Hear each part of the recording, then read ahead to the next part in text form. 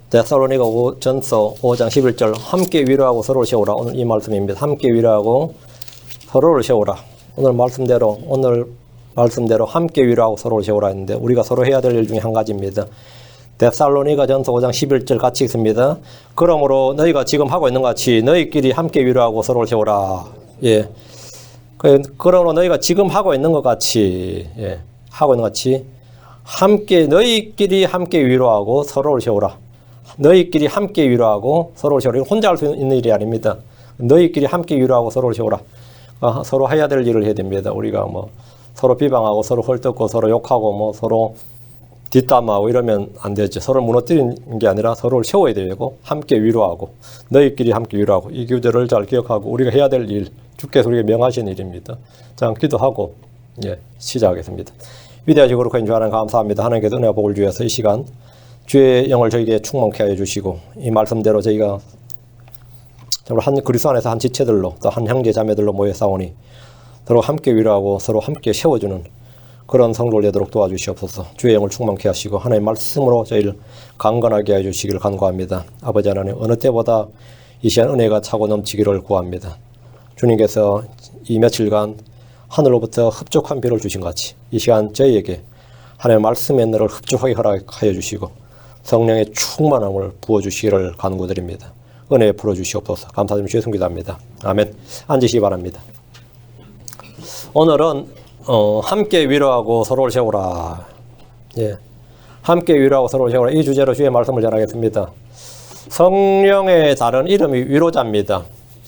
근데 여러분 위로자 할 때 위로한다, 위로할 때 위로란 뜻이 뭔 같아요? 한국 사람들은 우리말의 위로라는 것은 누가 와서 뭐 아플 때 아니면 힘들 때 와서 괜찮아, 뭐 괜찮다, 잘 될 거야, 뭐 이런 식을 이제 보통 위로라 그러죠. 그래서 성경에서 말하는 comfort란 건 뭐냐면 이 강건하게 해서 괜찮아지는 거예요. 성경에서 말하는 위로하고 한국말 국어사전의 뉘앙스, 우리가 일상생활 쓰는 위로하고는 개념이 상당히 다릅니다. 내가 막 몸이 엄청 아파요. 그런데 그냥 이제 몸이 아프니까 위로하러 왔어. 이제 나도 전에 그런 적 있어. 곧 나아질 거야. 이러면 어떻게 되죠? 위로가 돼요.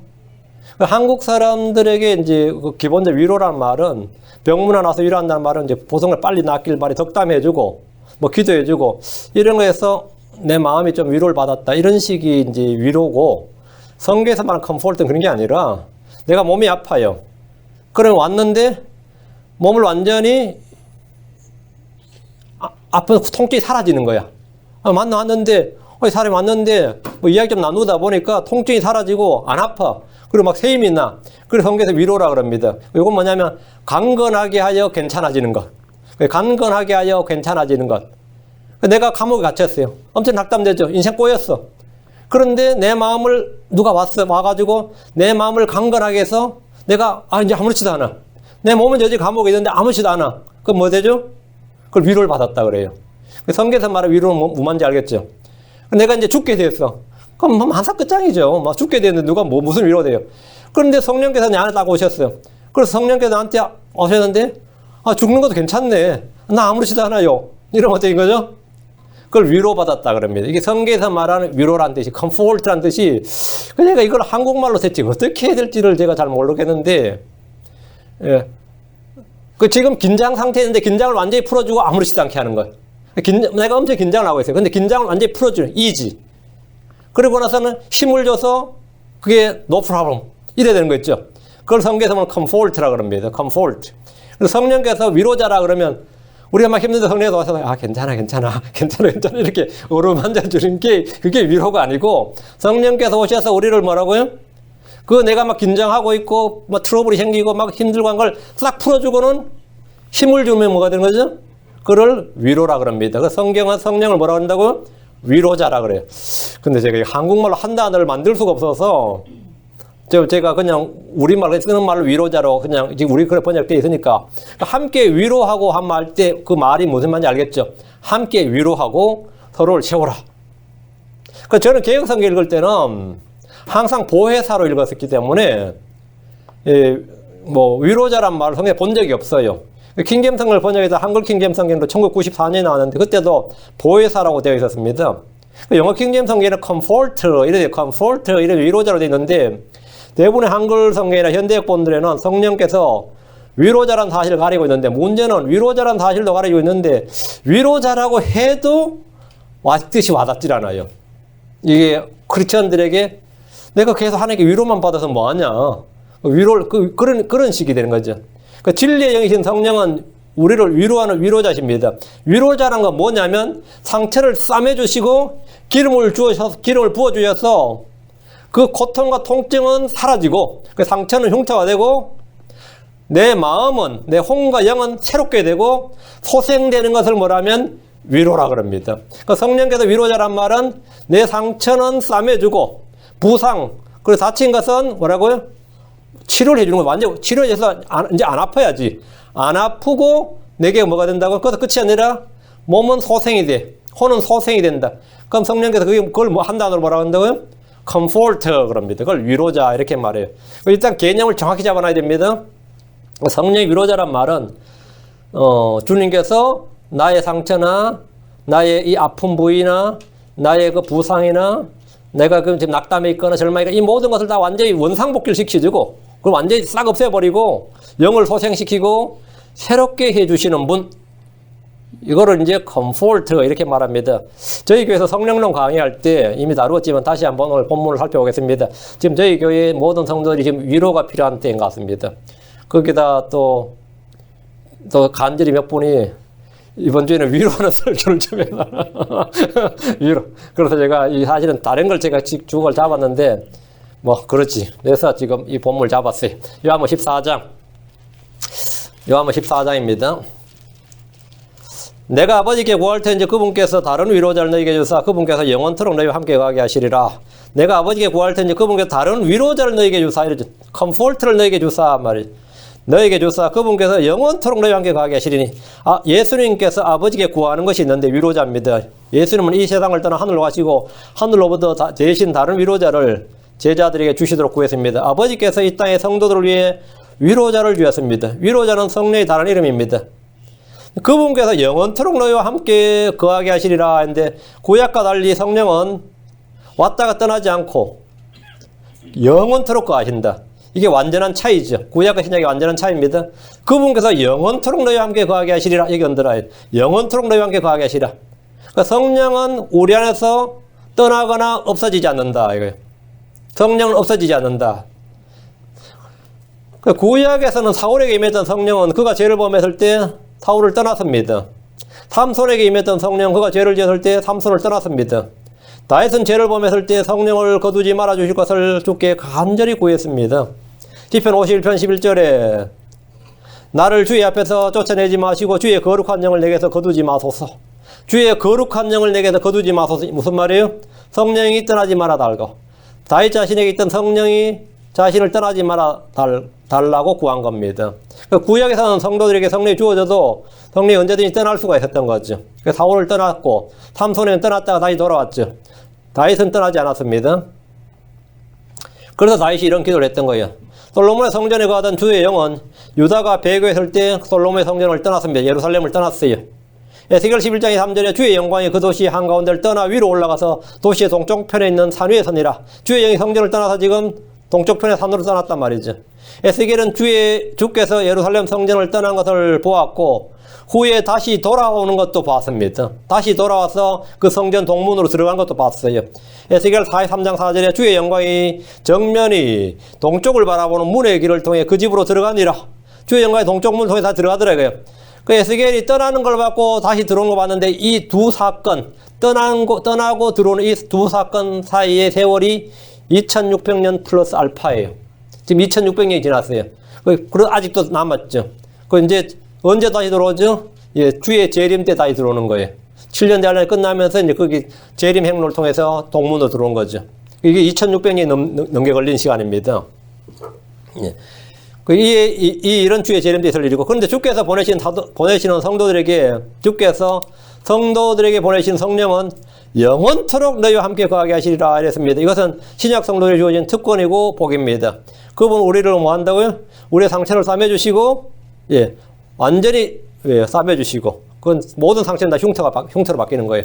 그리고 완전히 아무렇지 않게 되고 거기에 대해서 힘을 소생시켜주는, 새롭게 해주는 그것이 뭐냐면 위로자다. 그 성령께서 우리 속에 그 일을 하시는 거죠. 성도들은 아무리 상처를 입어도 상관없는 게 뭐가 있는 거죠? 컴포트가 있는 거예요. 주님께서 컴포트를 영원히 함께 하셔서 내가 어떤 상처를 입어도 그건 싹 치유가 돼요. 치유가 되고 나서는 그때마다 뭐라고요? 새 힘이 더 강해지는 그 새 힘이 솟아나는 거예요. 그걸 주님께서 우리 속에 주셨대요. 성령이 하신 사역이 거라는 거죠. 성도들이 임한 성령은 우리를 결코 떠나지 않습니다.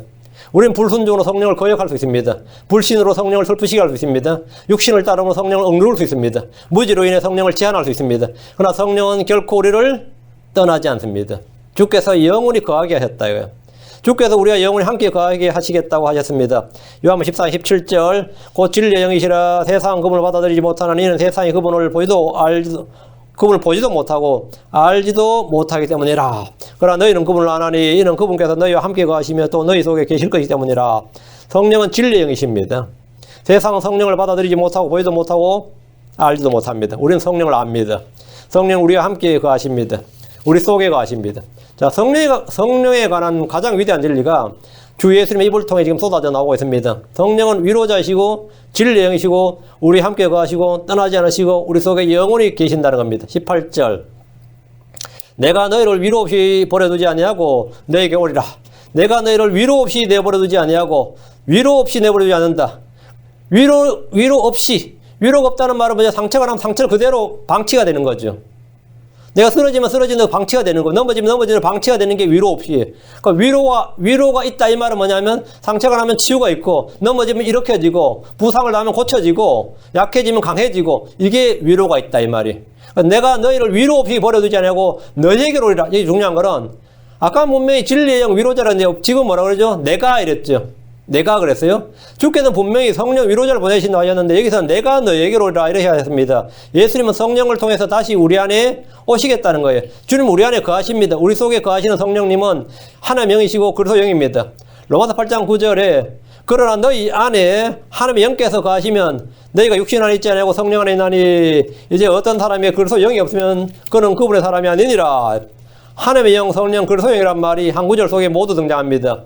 내주하시는 삼위일체의 하나님이십니다. 여러분 자기 안에 누가 있는지 알고 있습니까? 내 안에 무엇이 있는지 압니까? 우리 안에는 성령이 있고 하나님이 있고 그리스도 영께서 거하십니다. 그래서 우리 몸은 주의 성전입니다. 내 안에는 예수 그리스도께서 살아계십니다. 고린도서 13장 5절에 너희가 믿음 안에 있는지 너희 자신을 살펴보고 너희 자신을 입증하라. 예수 그리스도께서 너희 안에 계시는 줄을 너희가 스스로 알지 못하느냐? 그렇지 않으면 예수께서 너희 안에 계시지 아니하면 말이죠. 너희는 버림받은 자니라. 내 안에 그리스도가 없으면 그는 버림받은 자입니다. 구원받지 못한 자예요. 내 안에 성령이 없으면 그는 버림받은 자입니다. 주님은 우리를 위로 없이 버려두지 않으시고 우리에게로 돌아오셨습니다. 사람들의 위로는 헛된 위로가 대부분입니다. 왜? 뭐 해줄 수가 없어요. 아픈 사람한테 해줄 수 있는 말이 뭐예요? 아, 나도 그 병 아팠어. 아파본 적이 있는데 뭐 이 정도가 최고 위로지. 동정심으로 아, 나도 그 엄청나게 저는 누가 대상포진 걸렸다면 아, 나도 걸려본 적이 있는데 뭐 내 그 상황 고쳐지도 못해요. 나도 한 2주 정도 엄청 고생했는데 그런 동병상련인 거죠. 그걸 이제 위로라고 하는 거죠. 이제 우리가 하는 위로는 그 정도. 아, 나도 그때 엄청나게 그런 거 있었는데 나중에 괜찮아졌다. 뭐 이런 식의 위로가 사람의 위로예요. 성경에서 말하는 성령님의 위로는 성령님께 오셔서 나도 다 알아 괜찮아 그러면 어때요?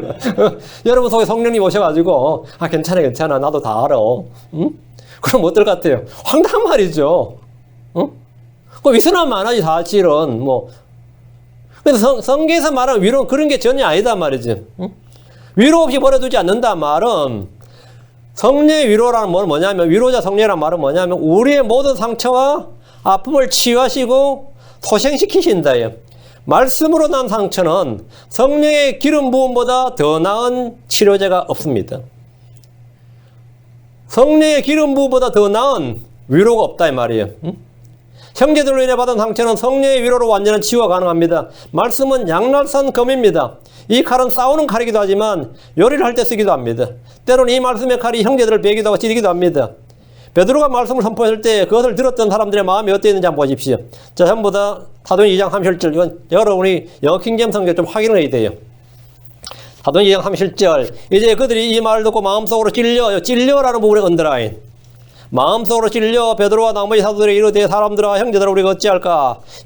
그들이 이 말을 듣고 베드로가 선포한 복음을 듣고 마음속으로 찔려. Now when they heard this, they were pricked in their heart.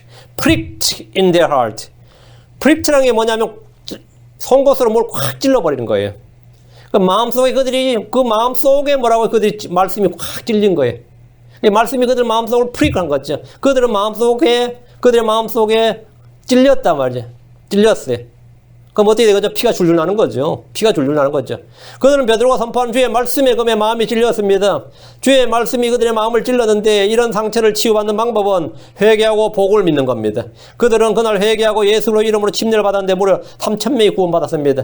마음이 찔렸는데도 내가 해결하지 않으면 그날도 평생 동안 사람 뭐가 되는 거죠? 이 상처가 회복이 안 됩니다. 이 상처가 회복이 안 돼요. 자, 뒤로 가서 사도행전 7장 54절. 스데반이 복음의 말씀을 전했을 때 그것을 듣던 사람들의 마음이 어땠는지 보십시오. 똑같습니다. 사도행전 7장 54절. 그들이 이것들을 듣고 마음이 상하여 언더라인. 그를 향해 이를 갈가는 이 상하여 할 때 상하여는 상하여가 아니에요. 영어로 킹잼 성경에 when they heard these things 똑같아요. 여기까지는 똑같아요. They were pricked가 아니라 뭐죠? They were cut to the heart. They were cut to the heart. 그들의 마음이 뭐라고요? 잘렸다 이거야. 성령이 그럼 하나님의 말씀에 양날선 검에 베였어요. 마음이 쫙 갈라져서 좌우로 갈랐는지 상하로 갈랐는지 하여튼 갈라졌어요. 베였어요. 동일한 복음의 말씀이었습니다. 말씀의 칼이 그들의 마음을 잘랐습니다. 성령의 검은 사람의 마음을 찌르거나 잘라버립니다. 여기까지는 똑같아요. 말씀의 칼날에 마음이 잘린 이들은 어떻게 반응했습니까? 스데반을 향해 그들은 이를 갈았습니다. 그리고 돌을 집어던져 그를 죽여버렸습니다. 설교의 마음이 상한 자들은 둘 중에 하나의 반응을 보입니다. 오늘날 대부분의 목사들은 성도들의 마음을 찌르거나 prick or cut. 여기에 대해서 굉장히 두려워합니다. 내 설교에 내가 하는 말에 성도들이 상처를 받을까봐, 그들이 찔릴까봐, 피가 날까봐, 아니면 잠깐 긁힐까봐 겁을 내요. 그래서 항상 사랑하는 성도 여러분, 사랑하는 신사숙녀 여러분, 뭐 존경하는 법정 라인데 뭔 존경하느냐, 존경하는 재판장님, 이분 얘기로 설교를 해요. 사랑하는 성도 여러분, 이 식으로. 그러다 가장 가진 아양을 떨면서 brag about, 아양을 떨면서 마음을 상하지 않으려고 아주 발버둥을 칩니다. 그래서 누가 설교 듣고 나서 상했다 그러면 막 목사는 좌불안석이에요. 막 가서 사과합니다. 좌불안석이에요. 행여나 누가 다칠까봐, 행여나 누가 상할까봐 걱정을 하면서 눈치를 살핍니다. 거짓으로 마음의 위로를 받기보다 진리의 말씀으로 상처를 받는 것이 훨씬 낫습니다. 성경은 드러내어 꾸짖는 것이 은밀하게 사랑하는 것보다 나으니라 했습니다. 상한 영은 죄가 아닙니다. broken heart, 그것도 죄가 아니에요. contrite, 그것도 죄가 아닙니다. 통회하는 마음은 주께서 멸시하지 않습니다. 이것은 주께서 구하시는 희생물입니다. 시편 51편 17절에 하나님께서 구하시는 희생물은 상한 영이라. 오 하나님이여, 상하고 통회하는 마음을 주께서 멸시하지 아니하시리라. The sacrifices of God are broken spirit, broken and a contrite heart. broken heart는 죄가 아니에요. broken spirit, 죄가 아닙니다. 뭐가 죄예요? 예, divided heart. 이게 죄입니다. high-minded. 이런 게 죄예요. 문제는 상한 영이나 상한 마음이 아니라 나뉘어진 마음, double-minded. 두 마음을 품는 것. 이게 죄입니다. divided heart, double-minded. 이게 죄입니다. 상한 건 죄가 아니에요. 왜 상한 건 죄가 아니냐요? 하나님은 상처를 치유하시는 하나님입니다. 우리를 위로 없이 내버려두지 않았기 때문에 전혀 문제가 되지 않습니다. 전혀 문제가 되지 않아요. 위로하시고 회복해 주시는 위로자 성령께서 우리와 항상 함께 영원히 가십니다. 거기에 대해서는 간단한 치유제가 있어요. 특효약이 있다고. 요한복음 14장 26절. 위로자고 아버지께서 내일로 오실 성령님, 그분께서 너에게 모든 걸 가르치시고 내가 너에게 무엇을 말하였든지 너희가 모든 것을 기억나게 하시리라. 여기서 위로자 성령이라고 정확히 나오죠. 성령은 위로자십니다. 얼레고 달래는 위로자가 아니에요. 얼레고 달래는 그런 뜻이 아니에요. 아까 제가 처음부터 위로자라는 뜻이 말씀드린 위로자는 뜻은 내가 긴장이 돼 있으면 그 긴장을 풀어주는 거예요. 고통을 받으면 고통을 풀어주는 겁니다. 상처를 입으면 상처가 없어지는 거예요. 그렇게 하고 나서 거기서 힘을 더하는 것, 그 strengthen, 힘을 더하는 것이 comfort란 뜻이에요. 그게 comfort. 그 성령은 위로자시다 그러면 사도들이 얼마나 고난을 많이 받았어요. 그 고난을 싹 치유해주고 나서 마음에 뭐라고요? 예, 새 힘을 부어주는 거예요. 새 힘을 부어줘서 벌떡 일어나는 거예요. 그 오뚜기를 사람이 딱 넘어뜨리면 되죠? 넘어진 거죠. 근데 원상복귀로 딱 일어난단 말이죠. 그 의인은 7번 쓰러져 8번 일어난다 그랬어요. 그럼 8번 이렇게 쉬는 분이 뭐냐면 다시 원상복귀. 그 일어날 힘을 다시. 이게 뭐냐면 위로자란 뜻입니다. 성령은 위로자시다요. 주의 위로가 필요한 모든 분들은 위로자 성령의 위로를 받게 될 겁니다. 그분 우리를 가르치시고 말씀을 기억나게 하십니다. 위로자 성령은 성경의 위로, 말씀들로 위로를 주십니다. 위로자 진리 영께서 예수 그리스도에 대해 증언하십니다. 예수님께서 위로자 성령을 보내주셨습니다. 그러니까 위로자 성령을 받은 사람들이 겁이 없었던 거예요. 겁이 없었던 거예요. 왜 겁이 없는 거예요? 아무리 상처를 받아도 아무리 문제든 그 문제가 아니었대요. 그럼 금방금방 원상 회복이 얼마나 빨리 되는지 몰라요. 어린 사람들, 우리가 나이가 드는 게 무서운 게 뭐죠? 조그만 상처가 치유가 안 돼요. 응? 조그만 상처도 전에는 2, 3일이면 간단했는데 지금 2주, 3주 간다고. 어떤 사람 2달, 3달 가요. 치유력이 완전히 떨어지는 거죠. 그래서 위로자 성령이 있다는 말은 뭐냐? 내 속 사람이라는 건 뭐죠? 옛날엔 그 말 한번 들으면 몇 달 끙끙 앓았어요. 그래서 지금 어떻게 되는 거죠? 툭툭 털고 아무렇지도 않은 거예요. 툭툭. 회복력이 너무 빨라. 성령의 위로를 받는 분들은 마음의 상처나 고통에 대해서 아무런 문제가 없습니다. 몸의 질병에도 이미 특효약이 개발된 것들은 그 질병이 걸려도 아무것도 아닙니다. 그 질병 걸렸다면 그거는 이미 특효약이 개발돼 있어.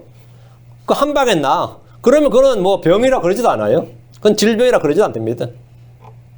그러나 약이 없는 질병은 어떻게 되죠? 불치병 그러죠. 있을 거는 같은데 못 고친다. 근데 언젠가 고치겠지 이면 난치병 이래요. 좀처럼 치유를 받지 못하는 겁니다. 그래서 조금만 상처를 입으면 불안과 초조함이 엄습하고 도망치기 바쁩니다. 여러분에게 위로자 성령이 있습니까? 주 예수님은 치유자십니다. 예레미야 33장 6절에 보라 내가 그것에게 건강과 치유를 가져오며 그들을 치유하고 평안과 진리의 풍성함을 그들에게 드러내리라. 여기 한 단어로 뭐라고 위로자라는 뜻입니다. 건강과 치유를 가져서 치유를 시키고 그들을 치유하고 평안과 진리의 풍성함을 그들에게 드러내리라. 여기 언더라. 여기를 신약 단어로 뭐라고요? comfort 이렇게. 이걸 comfort 이렇게 말합니다. 이렇게 하시는 분은 성령님이시죠. 이걸 comfort 이걸 하시는 분이 comfort 주님이시다 말이에요. 그래서 위로자 성령님을 주님께서 하나님께서 우리에게 위로자 성령님을 주셔서 우리의 이 땅에서 겪는 모든 그 상함과 곤고함과 여러 가지 고통과 이런 모든 것을 주님께서 해결해 주신다. 우리는 뭐 대박 난 거죠. 뭐 그거 나한테 주어지면 뭐 이 땅에서 살아가는데 뭐가 되는 거죠? 문제가 없는 거죠. 두 번째 우리에게는 성경이 주는 위로가 있습니다. 로마 15장 4절에 무엇이든 전에 기록된 것은 우리의 배움을 위하여 기록되었으니 이것은 우리가 성경 기록들이 주는 인내와 위로를 통해 소망을 가지게 하려 함이니라. 성경 기록들이 주는 인내와 위로 이 말이 있죠. 성경 기록들이 인내와 위로를 준다 이거예요. 성경 기록들이 주는 인내와 위로란 말씀대로 성경 우리에게 인내와 위로를 줍니다. 성도들은 죄의 몸, 사망의 몸을 입고 이 악한 현 세상에 살고 있습니다. 비뚤어진 세대에 어둠의 자녀들과 함께 살고 있어요. 이는 마치 양이 이리들 가운데 사는 것 같습니다. 양이 이리들 가운데 살면 양이 어떻게 될 것 같아요? 양이 아무리 이빨을 간들, 아무리 발톱을 간들 이리를 당하겠어요? 그건 안 되는 거죠. 양이 이빨 간다고 이리를 당할 수 있느냐 이거예요. 우리는 그런데 문제는 그런 환경에 살고 있다. 그 속에 살고 있다고요. 이는 마치 하루 종일 용광로 곁에서 일하는 일꾼들 같습니다. 그들의 온몸은 불의 열기로 종일 땅에 젖어 있으면서도 수시로 불꽃의 열기로 인해 화상을 입습니다. 제가 경북 고향이 그쪽이거든요. 제가 살던 동네 옆에 성주, 영주, 김천 쭉 동네가 있는데 영주라는 곳이 있어요. 거기에 대장간의 아저씨가 한 지금 70몇 먹은 아저씨인데 40몇 년을 홈이나 이런 거 정원 도구 있는 거 다 만드는 대장장이 말 그대로. 근데 요즘 한국에서 팔려요? 안 팔리지. 그런데 누가 이 아마존닷컴에다가 올린 거예요. 그 미국서 하루 2,000개씩 팔립니다. 그게. 미국서. 그 미국에서 이 정원, 여러분이 홈디포 같은 거 보면 알겠지만 정원 뭐 도구들 진짜 불편하게 짝이 없는데 그 사람이 만든 홈이나 이런 건 너무 편한 거예요. 각도가. 그 이 미국 백인들이 홈을 써보니까 세상에 이렇게 편한 도구가 있었느냐 이거야. 어? 이렇게 편한. 근데 문제는 이 할아버지의 능력으로는 그 개수를 당하지 감당을 못해요. 어떻게 그만큼 만들어내요? 어? 관해수공업인데. 그래가지고 이제 정부에서 그 사람 후계자를 지원하라고 인건비를 지원해 줬어요. 젊은 애들 거기다가 이제 그 기술 배우라고. 근데 젊은 애들이 1시간에서 3시간을 버티다 도망쳐요. 왜? 불가마 속에서 여름 같은 경우는 어떻게 해요? 불가마에서 일을 할 수가 없어요. 거기다가 하나 팀이 어떻게 되는 거죠? 화상이 있는 거죠. 이 일은 화상이 기본입니다. 화상은 기본이에요. 그런 숙명이에요. 그 직업병, 화상은 직업병이고 피할 수 없는 숙명이에요. 그것이 싫다면 대장까지 일할 수 없는 거죠. 성도들이 이 땅에 사는 동안에 입는 상처가 이와 비슷합니다. 그리스도인으로 살려면 대장간에서 일하는 대장자와 같습니다. 이 약한 이런 세상에서 상처는 피할 수가 없는 겁니다. 우리가 아무리 피할래야 피할 수 없는 한 가지가 상처예요. 그러나 우리는 그런 상처를 전혀 두려워하지 않습니다. 왜 상처를 두려워하지 않죠? 우리에게는 상처를 치유하는 치유자 성령이 계시고 치료약엔 성경이 있기 때문입니다. 주의 말씀은 살아있고 권능이 있습니다. 말씀의 권능은 병자들을 살립니다. 넘어진 자를 일으킵니다. 상처난 자를 치유합니다. 성경 기록들이 주는 인내와 위로는 능히 모든 상처를 거뜬히 감당합니다. 잠언 18장 14절에 사람의 영이 그의 병약함을 지탱하려니와 상처 입은 영은 누가 감당하리요? 상처 입은 영은 누가 감당하죠? 성령이 감당합니다. 위로자 성령이 감당해요. 상처 입은 영은 누가 감당해요? 주 우리 하나님께서 감당합니다. 내가 감당하는 거 아니에요. 주의 말씀이 능히 감당합니다. 욥이 입은 상처는 친구들이 전혀 감당하지 못했습니다. 그들은 욥을 위로하러 왔다가 더 깊은 상처를 줬습니다. 주께서 친히 오셔서 하신 일은 욥의 상처부터 보자고 고쳐주신 것이 아니라 욥에게 그냥 말씀하셨어요. 욥은 지금 아파 죽겠는데 그죠? 욥기 38장에서 주님이 호리 바람 가운데 욥에 나타나서 허리를 놓이고 들으라 그러면 욥이 말하죠. 아픈 것부터 좀 치유해 주시고 말씀하셨죠. 그런데 말씀을 듣는 속에 욥은 치유받았어요. 말씀이 한다고요? 위로자고 치유자라고요. 하나님의 말씀이. 욥은 주의 말씀을 듣고 회개했습니다. 욥기 42장 6절에 그러로 내가 내 자신을 몹시 싫어하고 티끌과 재 속에서 회개하나이다 아니라 욥은 회복되었습니다. 그냥 회복된 정도가 아니라 이전보다 갑질로 회복되었습니다. 여러분 말씀을 통한 위로와 회복과 새롭게 된 상쾌함을 경험한 적이 있습니까? 전에 일을 마치고 수요일 집회에 참석한 한 형제가 있었어요. 일찍 출근해서 일을 정리하고 일찍 출근해서 일을 다 정리하고 나면 교회 오면 제가 7시 반에 수요 예배 하니까 빠듯해요. 몸이 녹초가 된 상태에서 교회로 들어오는데 그럼 말씀이 끝날 때마다 영과 혼의 샘을 얻을 뿐 아니라 몸의 피곤함이 놀랍도록 회복되는 걸 체험했다. 이렇게 늘 감정을 했습니다. 처음엔 제가 그 립서비스 하는 줄 알았어요. 립서비스로 그냥 하는 말인 줄 알았습니다. 그럼 말씀이 주는 힘과 위로를 경험했습니다. 우리는 모두 이런 체험이 넘쳐야 됩니다. 우리는 말씀들로 서로 위로해야 됩니다. 데살로니가 4장 18절에 그러므로 이 말씀들로 서로 위로하라. 이 말씀들로 서로 위로하라. 서로 위로하라 이거예요. 우리는 무엇으로 형제를 위로하는가? 이 말씀들로 서로 위로하는 겁니다. 말씀이 치유를 주는 겁니다. 그리고 말씀이 샘을 주는 거예요. 이걸 위로라 그래요. 한 단어로 위로라 그래요. 다음으로 위로를 주는 게 뭐냐예요? 성도들입니다. 데살로니가 3장 7절 데살로니가전서 3장 7절 그러므로 형제들아 우리가 우리의 모든 고난과 공경 가운데서 너희의 믿음으로 말미암아 너희로 인해 위로를 받았느니라. 사도 바울이 상당히 공경에 처했는데 고난과 공경 가운데서 너희의 믿음으로 말미암아 너희로 인해 위로를 받았느니라. 너희가 나의 위로자가 되었다 이거예요. 바울은 데살로니가 교회 성도들이 고난 가운데 박해 가운데서 믿음을 굳건하게 지키는 걸 보면서 크게 위로를 받았다 이거예요. 자기가 받는 고난과 고통 가운데서 그것들이 회복되더라는 거죠. 바울은 성령의 위로를 받았고 성경의 위로를 받은 사람이지만 너희로 인해 위로를 받았노라 이랬습니다. 같은 믿음의 성도들, 같은 길을 걷는 성도들은 서로에게 위로와 힘이 될 수 있습니다. 저는 수많은 사람들이 열심히 성경을 공부하는 걸 통해서 위로를 받습니다. 누가 거리에 나가서 설교를 한다는 소식에 큰 위로를 받습니다. 수원역에서 매주 토요일 날 거리 설교를 하는 한 가정이 있습니다. 나이 많은 분은 70세가 넘은 분도 있어요, 그 속에.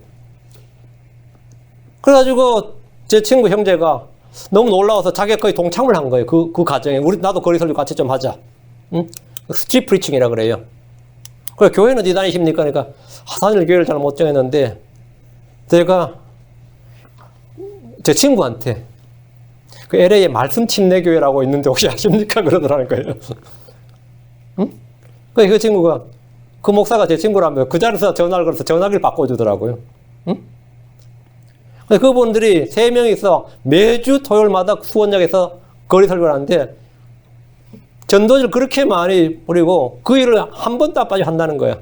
제가 그 소식을 듣는데 그렇게도 하는 사람이 있구나. 응? 큰 위로를 받는 거죠. 킹잼 성경을 알리기 위해서 개인 돈을 들여서 전도지를 인쇄하고 돌린 형제들의 소식을 들을 때 큰 위로를 받습니다. 어느 형제가 우리 교회 홈페이지에서 다운받아가지고 그걸 인쇄소 맡겨가지고 자기 동네에 돌렸어요. 응? 그래가지고 그거 내가 지금 돌려서 하고 있다고 지금 연락이 왔는데 지금 얼마나 열심인지 몰라요. 각 지역에서 날마다 설교를 드리면서 노트에 요약 정리하는 분들에 대해 저는 큰 위로를 받습니다. 반대로 그들은 이곳에서 몇 사람을 두고 교회를 하며 설교를 하는 저로 인해 위로를 받고 힘을 얻습니다. 목사도 뭐 몇 명 안 두고 한다던데. 그래서 위로를 받는다는 거예요. 위로를 받는다요. 제가 큰 교회를 하거나 화려한 목회를 하는 것이 아닌 것에 감사하고 위로를 받는 이들도 있습니다. 열매가 별로 없어 보이는데도 꿋꿋하게 풀타임 사역을 하는 것에 힘을 얻는다는 분들도 있습니다. 우리는 서로가 서로에게 위로가 됩니다. 고린도서 7장 13절에 그런즉 우리가 너희의 위로를 통하여 위로를 받았고 참으로 디도의 기쁨을 인해 넘치도록 더 기뻐하였으니 그의 영이 너희 모두로 말미암아 다시 활력을 얻었느니라. 응? 그런즉 우리가 너희의 위로를 통하여 위로를 받았고 너희의 위로를 통하여 위로를 받았다예요. 바울 사도는 성도들의 위로를 통해 위로를 받았습니다. 그리고 우리도 서로 위로하라 그럽니다. 데살로니가전서 5장 11절에 그러므로 너희가 지금 하고 있는 것 같이 너희끼리 함께 위로하고 서로를 세우라. 너희끼리 함께 위로하고 서로를 세우라. 자, 그럼 구체적으로 하나님께서 우리를 어떻게 위로하시느냐? 하나님의 위로의 말씀들을 좀 살펴보겠습니다. 우리가 참 험한 세상에 힘들게 살고 있는 건 분명합니다. 그렇지 않은 사람이 거의 없을 겁니다. 예수 믿는다고 해서 모든 일이 편안하게 형통하게 막 줄줄 풀리면 좋겠지만 예수 믿는 거하고 그거하고 별 상관없습니다. 그런 일들 고난 가운데서 내가 견딜 힘을 얻는 것이 예수 믿는 힘이지 예수 믿는다고 일 잘 풀리는 건 아닙니다. 그럼 주님께서 우리가 이 땅에서 그 이리들 가운데 보낸 양들 같다 그랬죠. 이리들 가운데 있는 양들 같은 우리들에게 뭔가 보호장치, 안전장치가 있어야 될 거 아니에요. 그러니까 주님께서 우리에게 위로자 성령을 보내주시고 나서 우리에게 주시는 말씀이 있는데 염려하지 말라. 이 땅에서 사는 것, 이 땅에서 받는 모든 어떤 환경, 고통에 대해서 여러분 염려하지 말라 이거예요. 주님 성도에게 염려하지 말라 했는데 빌립보 4장 6절에 아무것도 염려하지 말고 오직 모든 일에 기도와 간구로 너희가 요청할 것을 감사하도록 하나님께 알리라. 그러니까 염려하지 말고 하나님께 아뢰라고요. 그러니까 염려하지 말라 이 말이 뭐냐? Be careful for nothing. Be careful for nothing. 영어에서 가져가는 I don't care 이 말이에요. 아무것도 난 I don't care. 신경 좀 써. 난 신경 안 써. 주님께서 아무것도 염려하지 말고 하면 아무것도 신경 쓰지 말고 더 직설적으로 하면 모든 일에 신경 끄고 이 말이에요. 신경 끄고. 응? 기도와 간구로 너희가 요청할 것을 감사하도록 하나님께 아뢰라. 우리가 쓴 일상용어로 하면 아무것도 신경 쓰지 말라. 신경 뚝 끊으라. 이 말입니다. 신경을 쓰면 뭐가 되는 거죠? 염려한다는 말이 신경을 쓰면 그럼 신경과민, 신경쇠약, 신경성 위장병 각종 질병이 막 몸에 쏟아져 나오겠죠. 그럼 목회자들도 그 말이에요. 저는 늘 하는 말 중에 하나가 내 혼은 지금 괜찮은데 몸이 반응을 하네 그래요. 혼은 마음은 지금 견디고 있는데 마음은 어떤 이걸 견디고 있는데 몸에 지금 각종 반응이 막 일어나는 몸이 잘 못 견뎌요. 그래서 몸에 막 각종 어떤 현상이 막 일어난다고. 신경을 쓰면 쓸수록 몸과 마음이 모두 지치고 망가집니다. 근데 주님께서 우리에게 Be careful for nothing. 아무것도 염려하지 말라. 돈 문제든 가족 문제든 건강 문제, 장래 문제, 자녀 문제 아무것도 염려하지 말라는 겁니다. 전혀 신경을 쓰지 말라는 거예요. TV나 신문을 통해 뉴스를 본 이들은 요즘 금융위기로 인해 경제 문제로 신경을 많이 씁니다. 엄청 써요. 집을 산 이들은 집값이 떨어진 것에 신경 쓰이고, 집을 사고 싶은 사람도 오를까 봐 신경 쓰이고, 사업한 이들은 경기 침체 문제로 신경이 쓰입니다. 그런데 주님은 아무것도 신경 쓰지 말라고 하셨습니다. 염려하지 말라는 말은 신경 쓰지 말라 이거. 어떤 일에 신경 쓰는 대신에 뭐라고요? 기도와 간구로 요청할 것을 감사와 더불어 하나님께 아뢰라 하셨습니다. 이것이 어떤 일에 과도하게 스트레스를 받고 신경을 쓰는 사람들에게 주는 주님의 해결책입니다. 주님께서 염려하지 말라, 전혀 신경 쓰지 말라고 한 일에 대해서 여러분은 안심하시기 바랍니다. 마태복음 6장 31절 32절 그러므로 염려하여 이르기를 우리가 무엇을 먹을까, 우리가 무엇을 마실까, 우리가 무엇을 입을까 하지 말라. 이 모든 것은 이방인들이 구하는 것이라. 너희 하늘아버지께서는 이 모든 것이 너에게 필요한 줄 아시느니라. 주님께서 염려하지 말라. 여기서 이게 염려가 무슨 뜻이에요? 생각입니다. 킹제임스 성경을 보면 take no thought.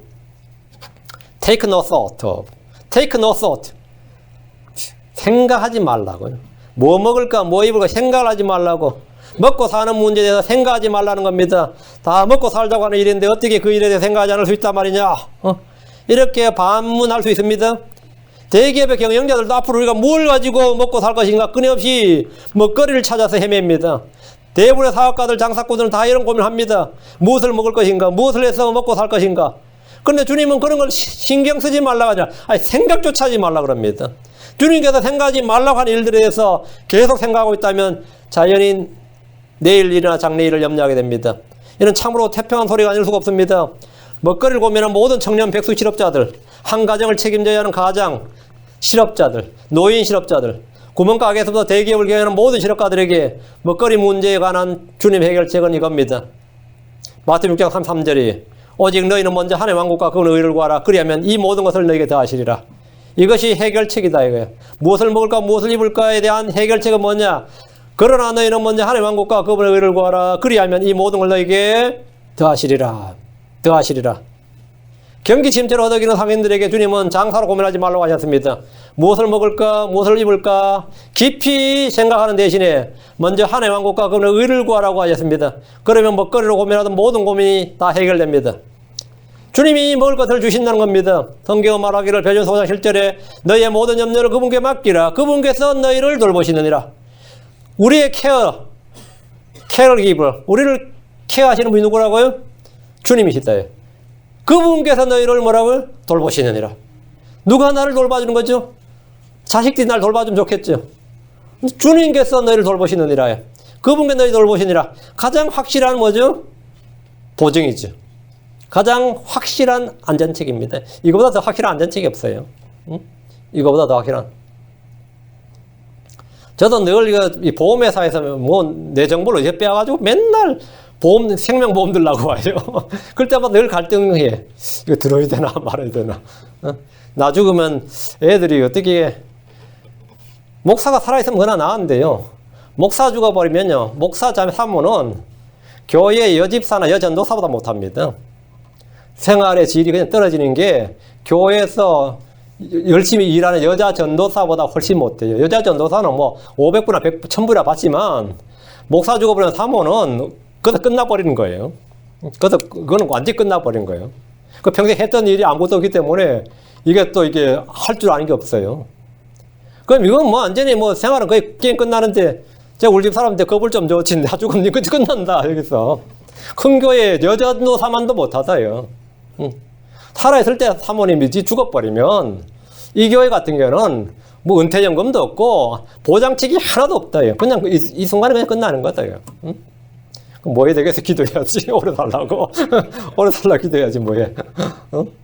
오래 살라고 기도해야지. 근데 내가 그 생각하면 참 기가 찰 노릇이지. 그럼 누가 돌본다 이거? 예. 너희의 모든 염려를 그분께 맡기라. 그분께서 너희를 돌보시느니라.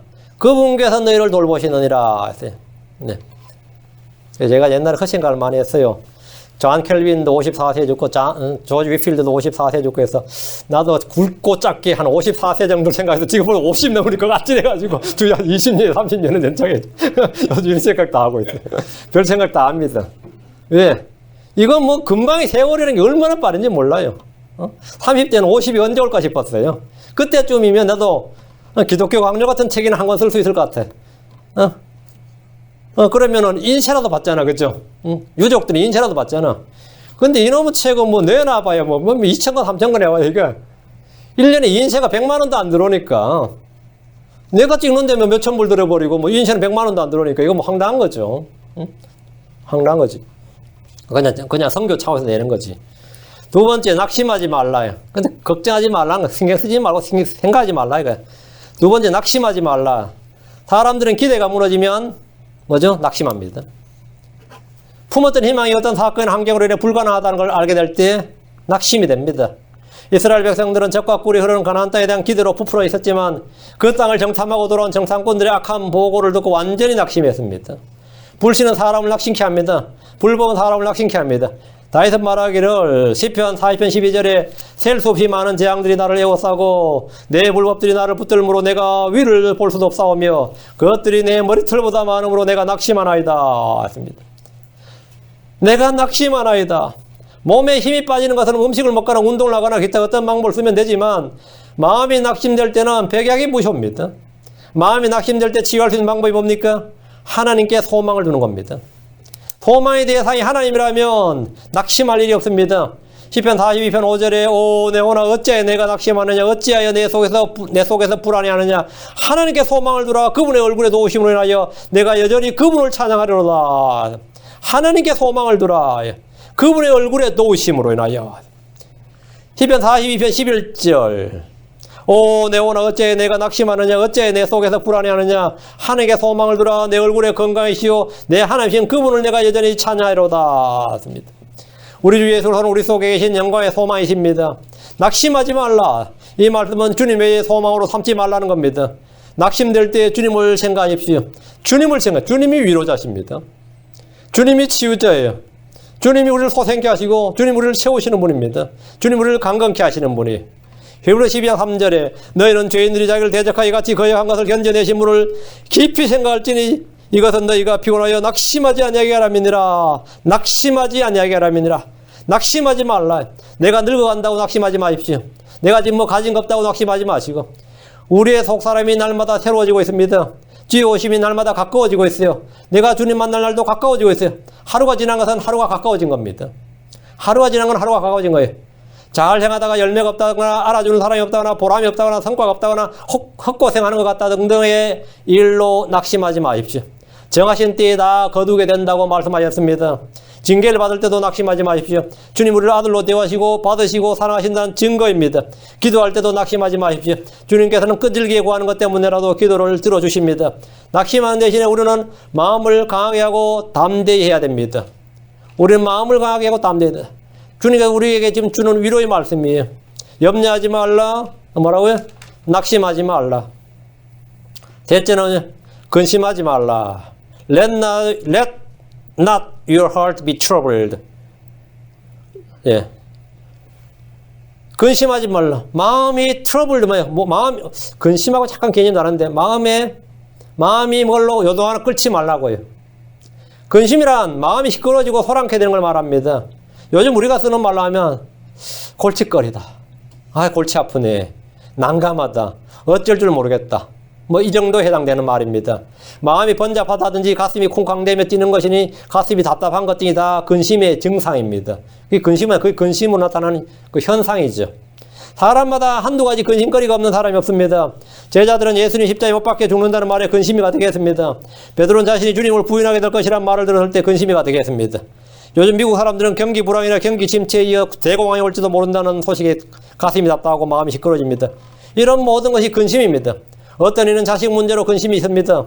어떤 이는 배우자 문제로 근심이 있습니다. 어떤 이는 자신의 건강 문제로 근심이 있습니다. 하던 일이 예상대로 되지 않아서 날로 근심이 쌓여가는 이들도 있습니다. 주님 말씀하셨습니다. 너희는 마음에 근심하지 말라. 하나님을 믿으니 또 나를 믿으라. 근심하는 대신 우리가 해야 될 일은 주님을 믿는 겁니다. 마음에 있는 풍랑과 파도를 잠잠케 하실 분은 주님이십니다. 신경안정제로는 불안한 마음을 다스릴 수가 없습니다.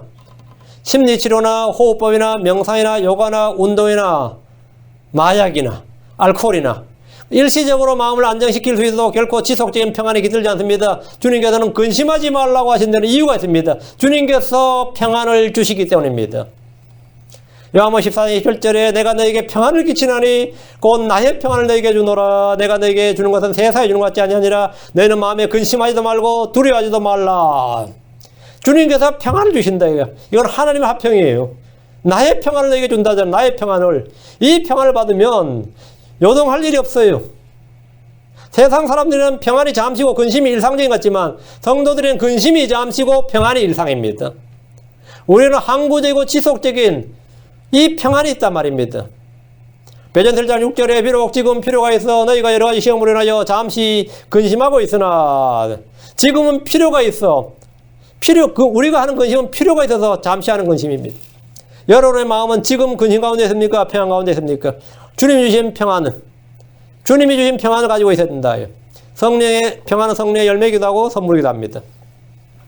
다음 네 번째, 주님이 우리에게 주신 위로의 말씀이 뭐냐? 불안해하지 말라. 지금 이 시대는 불확실성의 시대입니다. 불확실성. 뭐 하나 절대적인 건 확실한 것이 없다 이 말이에요. 이 시대에는 절대란 말이 없다 그래요. 절대란 말을 잃어버렸습니다. 절대가 어디 있냐 이거예요. 절대적인 건 없다 이거예요. 모든 것이 상대적이고 가변적입니다. 절대 기준이 없다 보니까 선이 악이 되기도 하고 악이 선이 되기도 합니다.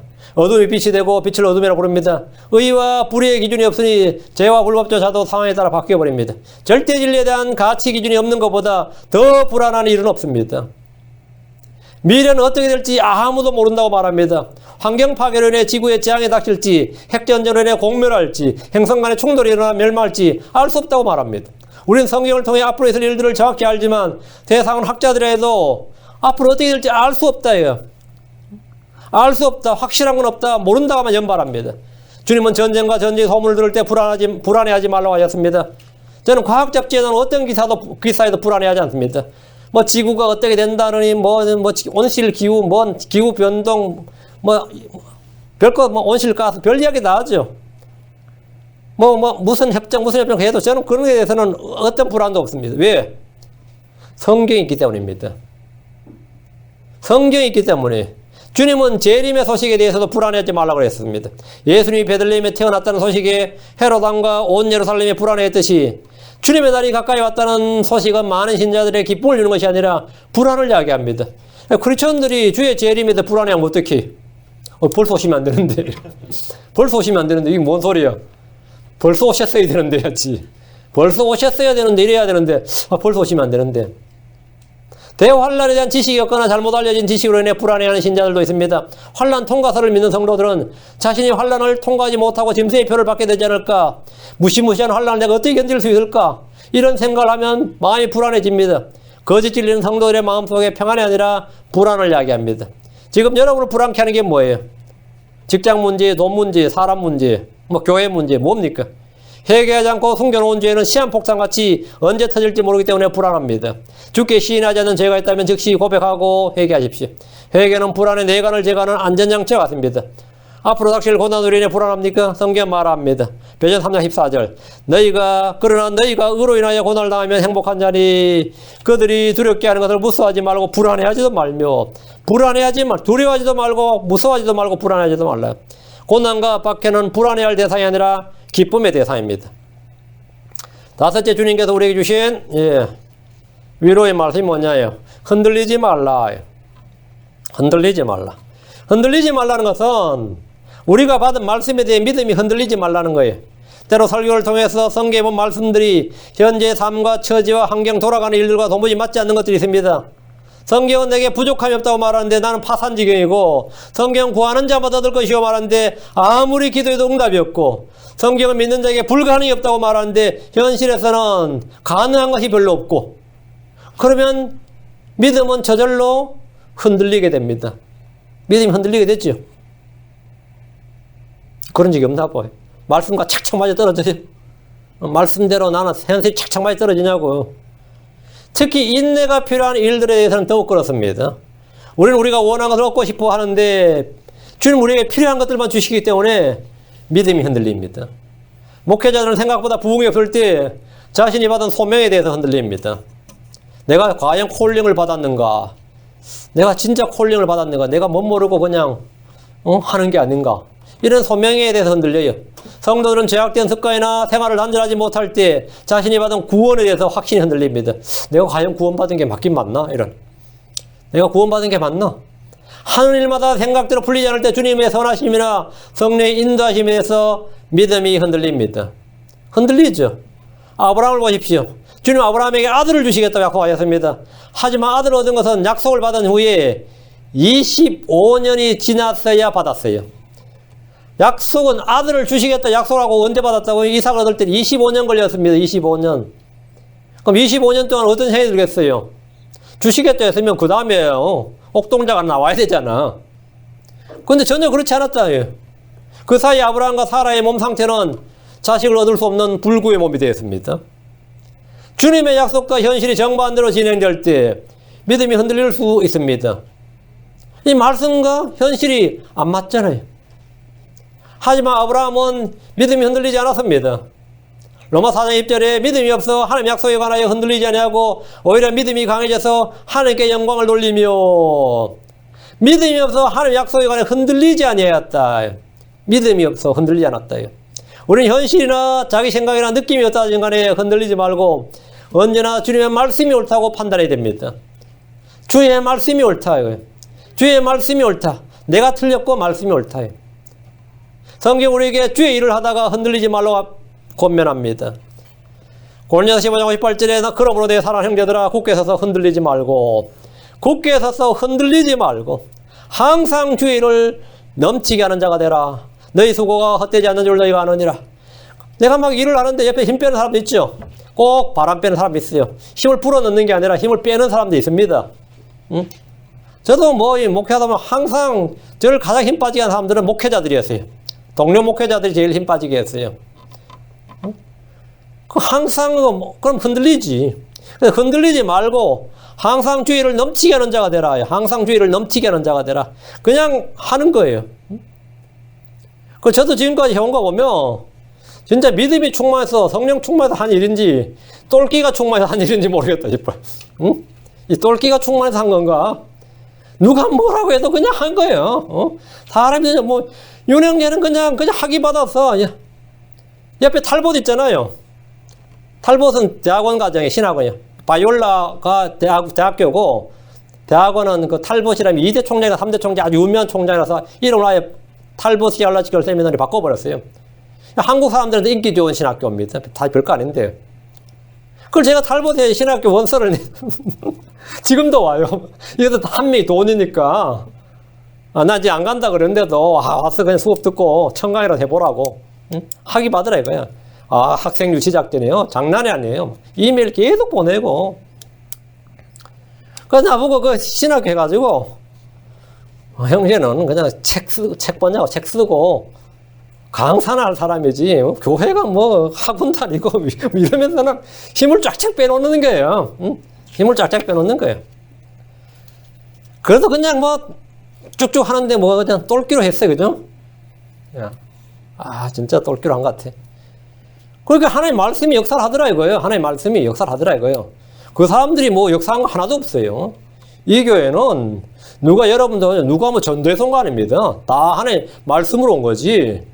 여기 누가 간절히 권면해서 온 사람 있어요? 있어봐야 한둘이고 그런 사람들 다 얼마 못 견딥니다. 말씀으로 와야 견디지. 여기 와서 최소한 말씀의 맛을 봐야 돼요. 그렇지 않은 사람은 여기서 와도 못 견뎌요. 그러니까 주를 위해 한 일은 어떤 경우에도 헛된 법이 없습니다. 비록 가시적인 결과가 금방 보이지 않고 많은 오해를 받고 수치와 모욕을 받는다 하더라도 흔들리지 말라요. 그리고 우리는 박해로 인해서 흔들리지 말고 데살로니가 3장 3절에 아무도 이런 박해로 인해 흔들리지 아니하게 하려니라. 우리가 이런 박해를 받도록 세우심을 받은 줄 너희가 스스로 아느니라. 성도가 받는 박해는 이상한 일이 아니라 당연한 것이기 때문입니다.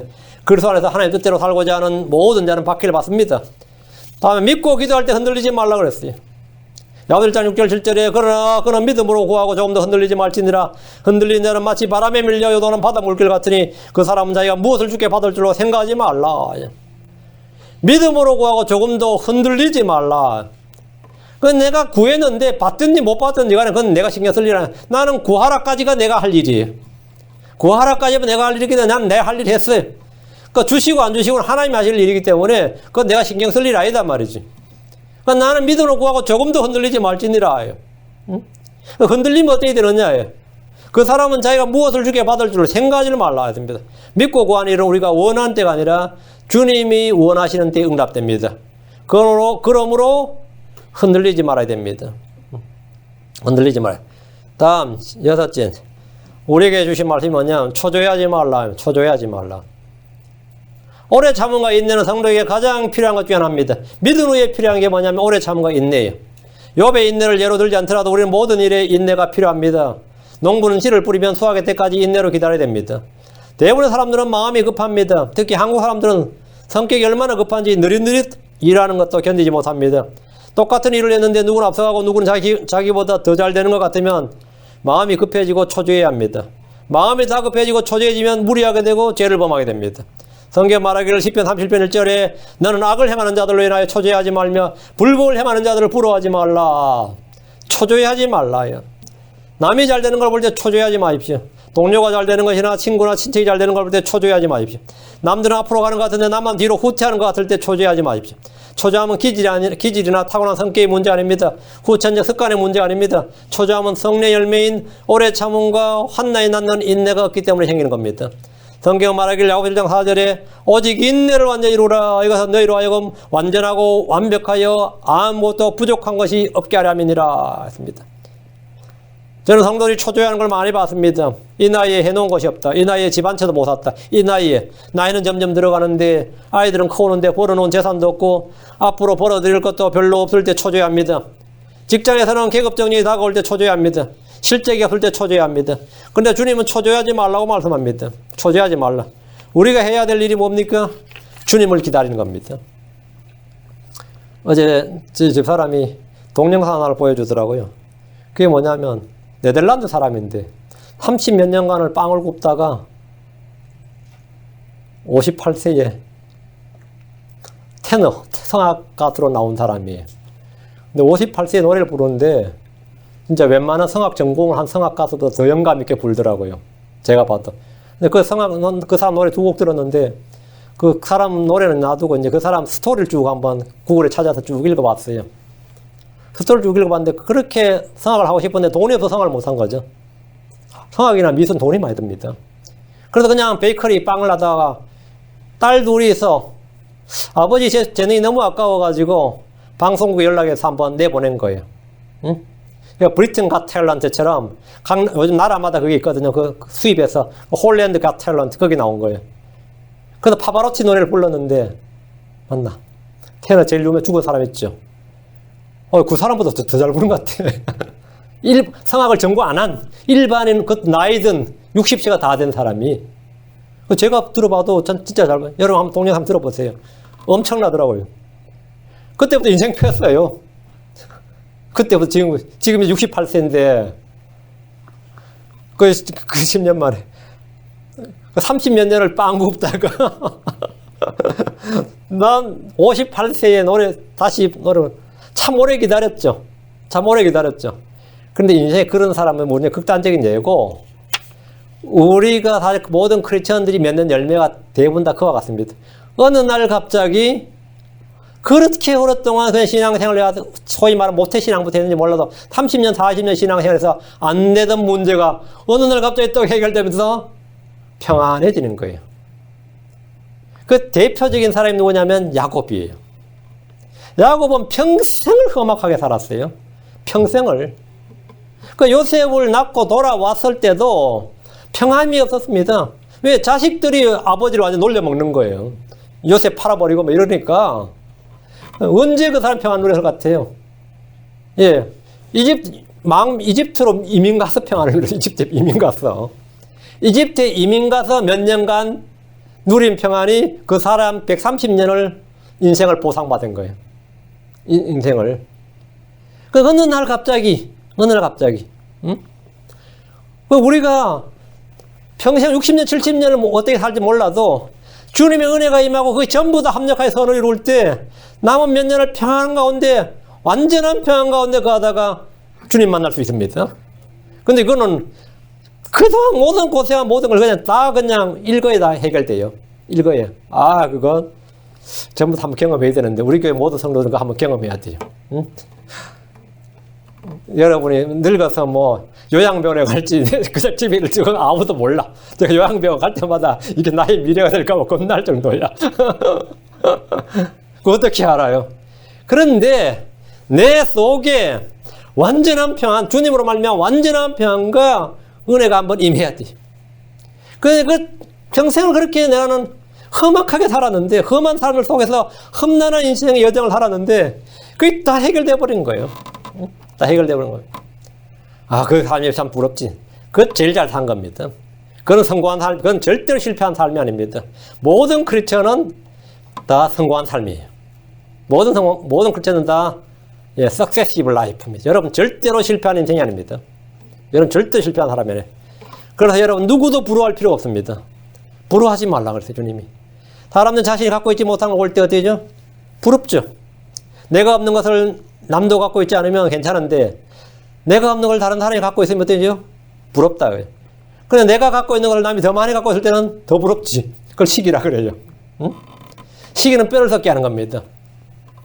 우리가 여러분의 제목도 뭘까네. 뭐 실화는 다르다고 말이 많은데, 제가 대학교 다닐 때 영화를 하나 봤어요. 그게 모차르트에 관한 거였는데, 살리에르하고 모차르트가 살리에르가 아주 음악적 재능이 탁월한 작곡가였지만 자신보다 더 재능이 뛰어난 모차르트를 만나버린 거예요. 이 사람은 왕실에서 작곡가예요. 왕실 작곡가고 지휘자였는데, 젊은 모차르트를 딱 만났는데, 이거는 재능에서 자기하고 비교가 안 되는 거예요. 재능에서. 근데 딱 와서 보니까 완전 방탕한 것 자체예요. 저런 개차반 인생한테 저런 재능을, 어떻게 하나님께서 저런 개차반 인생에게 저런 재능을 주실 수가 있냐. 자기처럼 그렇게 평생에게 그렇게 신실하게 악보를 판 사람한테는 재능이 그만큼은, 자기도 그저 나는 사람인데, 나름대로 일간을 이룬 사람인데, 자기가 전혀 갖고 있지 못한 것을 딱 본 거예요.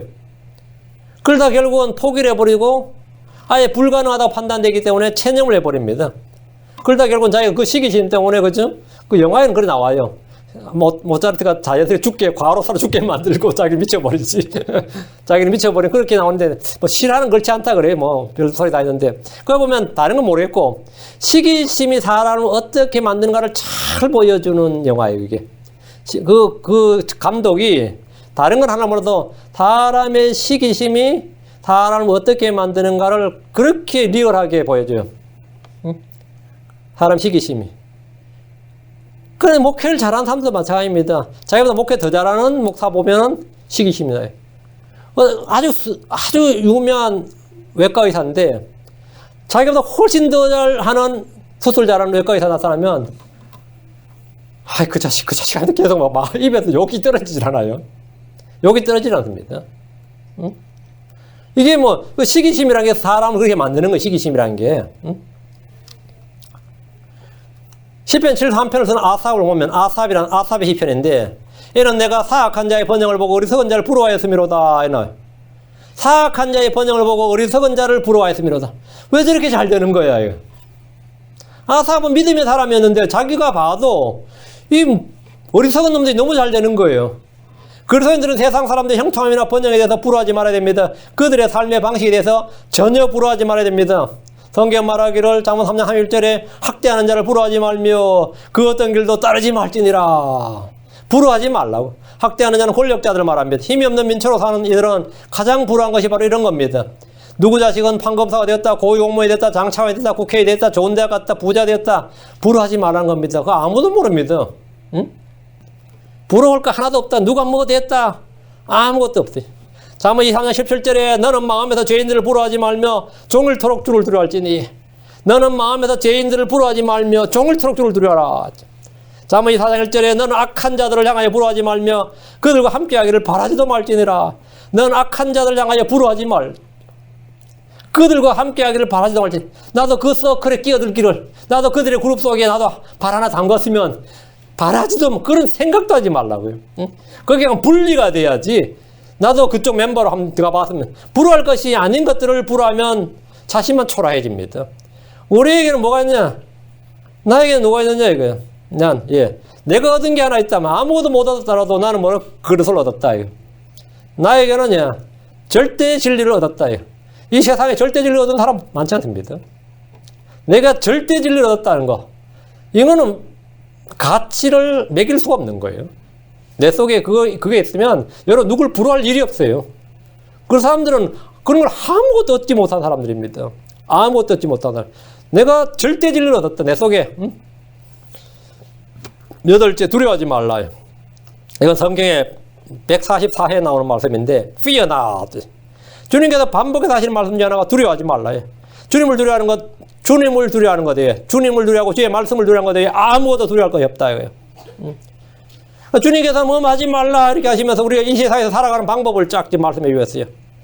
그리고 뭐 하시라는 뭐 하라 이렇게 하신 말씀도 있죠. 담대하라, 마음을 강하게 하라, 감사하라, 기뻐하라, 즐거워하라, 찬양하라, 기도하라, 쉼을 얻으라. 어때요? 안식하라. 이거 주님께서 우리에게 주신 말씀이에요. 그러면 오늘 그건 하라고 하는 이들은 뭐라고요? 그렇게 하면 돼요.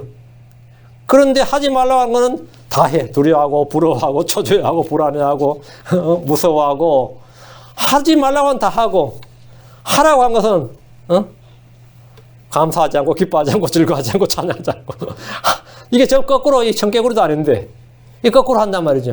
그럼 어떻게 되겠어요? 그렇지 않은 삶을 못 사는 거죠. 그 우리 성령께서 하나님께서 우리에게 위로자를 주셨다. 이게. 위로 컴포트를 주셨대. 그 위로자가 항상 함께 하시는데 항상 함께 하시는 건 뭐냐면 우리가 하지 말라는 걸 함으로 말미암아 우리가 어떤 페일 한다 말이죠. 그래서 우리가 거기에다 페일 할 때 우리 마음이 브로큰 될 때 우리가 자빠질 때 아니면 슬라이딩, 백슬라이딩 할 때 그러면 그렇게 될 때 어떻게 된다고 주님께서 위로자께 하신 일이 뭐라고요? 그걸 싹 치유하시고 싹 치유하셔서 그것을 딱 풀어주고 해결하시고 힘을 주어서 하라고 한 일을 한다. 이거. 하라고 하는 일들을 감사하고 기뻐하고 강건하게 하고 즐거워하고 찬양하고 이렇게 하라고 하는 일을 할 수 있게 한다. 이거를 comfort 이렇게 하시는 분을 comfort 이렇게 하는 겁니다. 이게 바로 성령의 위로자 성령 그렇게 말합니다. 그 일은 성령께서 하시고 다음에 뭐라고요? 성경이 주는 위로. 성경 말씀이 그 일을 하고 다음에 같은 믿음의 영을 가진 같은 처지에 놓인 그러면서 믿음의 경주를 경주하는 성도가 내가 지쳐들 때 그 성도를 보면서 힘을 얻는 거죠. 성도의 위로. 위로 이렇게 제가 오늘 말씀을 전했습니다. 말씀을 어떻게 해야 되겠어요? 집에 와서 잘 요약하셔서 다음 주까지 제출하세요.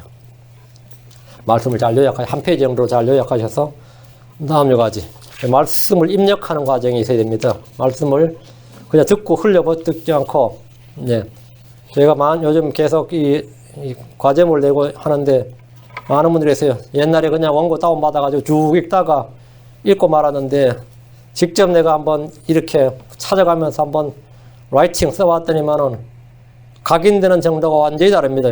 당연한 소리입니다. 이 항상 라이팅 쓰는 것은 생각, 사고를 정확히 합니다. 그리고 잃어버린 말씀을 언제나 되찾을 수가 있어요. 잊어버린 말씀도 되찾을 수가 있고. 그래서 이게 리마인드가 되는 거예요. 여러분께서 이 말씀을 제가 원고를 드릴 테니까 딱딱히 헤드라인만 딱딱 적으면 돼요. 헤드라인만 딱딱 적고 관련 구절만 딱딱 적고 여러분 직접 성경을 이게 그냥 내가 들은 말씀이 아니라 내가 직접 탐구한 말씀, 내가 공부한 말씀이 되도록 하시기 바랍니다. 자, 기도하겠습니다. 위대하시고 거룩한 주 하나님 감사합니다. 하나님께서 은혜와 복을 주시고 주의 영을 충만케 하시고 이한 선포한 모든 말씀이 믿음과 잘 결합하도록 도와주시고 정말 주님께서 우리에게 주신 성령, 주님께서 우리에게 주신 성경, 주님께서 우리 곁에 있게 하시는 성도들 이들을 통해서 우리가 참된 위로를 받습니다. 아버지 하나님, 저희가 얽히고 매일 때, 상처날 때, 쓰러질 때, 넘어질 때, 또 아버지 하나님 저희가 실족했을 때 주님께서 우리를 완전히 회복시키시고 또 아버지는 오히려 새 힘을 불어넣어 주셔서 온전히 주의 길을 걷게 하시는 그런 위로자의 힘을 인해 감사합니다. 위로자 하나님에 대해서, 위로자 성령에 대해서 성도들이 분명하게 깨닫고 또 아버지 참된 위로를 늘 소유하도록 도와주시옵소서. 감사드리며 주의 손 기도합니다.